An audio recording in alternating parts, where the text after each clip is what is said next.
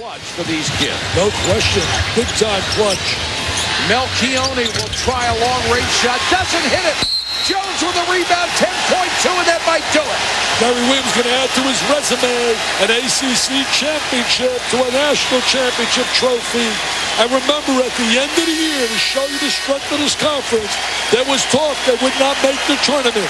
They had to beat NC State at NC State, had to beat Virginia at home just to get back in the picture. They came here, won a tough game over Wake Forest, tough game over North Carolina State, and a tough game over Duke. Well, they win 87-86 over Wake in the quarterfinals. They beat NC State 85-82 after the biggest comeback in ACC tournament history, and now they're knocking off the regular season champion in the championship game, and that did it. Let me tell you this, they are not going to meet in a journey to get to the Sweet 16 what they had to meet in this tournament. They have met three nationally ranked clubs that can really flat out play, and they have earned the title.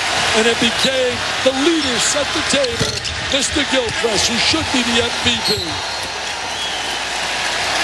3.2 seconds to go, and the foul, and Gary Williams can finally smile. Boy, did he earn it this weekend. They are stunned. I think the Duke people are stunned. They are shocked. They normally, as you look right there, Well, how old is that young boy? What is he, 5? I know. All he has ever seen is Duke win the ACC championship. If he's 5, they won 5 in a row. This is a new experience in his life. This conference, what a tournament.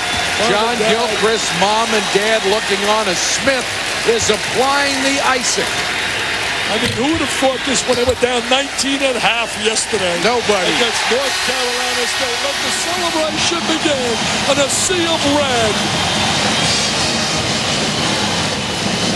Gary Williams and Mike Krzyzewski, longtime combatants, and what a celebration for the Maryland Terrapins. Maryland outscored Duke 18-10 in overtime. Smith had 25. Gilchrist had 26. Gilchrist was brilliant, Dick, for the entire weekend. He was the PTP, a primetime performer, the MVP. Absolutely played brilliantly. He was the extension of Gary Williams on that court with an unbelievable, tenacious mental attitude. Let's go to Mark Jones. He has Gary Williams. All right, guys. Gary Williams congratulating the Duke players. Coach, how did your team possibly summon up the energy that you displayed in this 3-game run? Oh, we can always play today on adrenaline. I've always felt that. You can play one game, it doesn't matter. And that's what we did today. We were tired, but I think Duke had the pressure on them because they had the streak on of 5 consecutive championships, which I don't think you'll ever see again in this league. John Gilchrist tied it up with a 3-point play at 77 all. Was that the play of the game in your mind?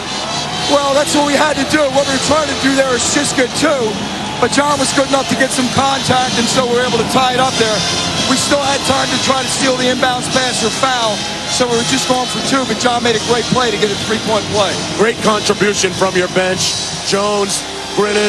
Grinnan, he's the guy, man. He's played hard every day in practice. It doesn't usually work out that way. It was great. Last of all, did you ever consider doing situational subbing for Jamar when he was struggling at the free throw line? He's been shooting well the last 2 weeks, so he's our senior. He's got to make them.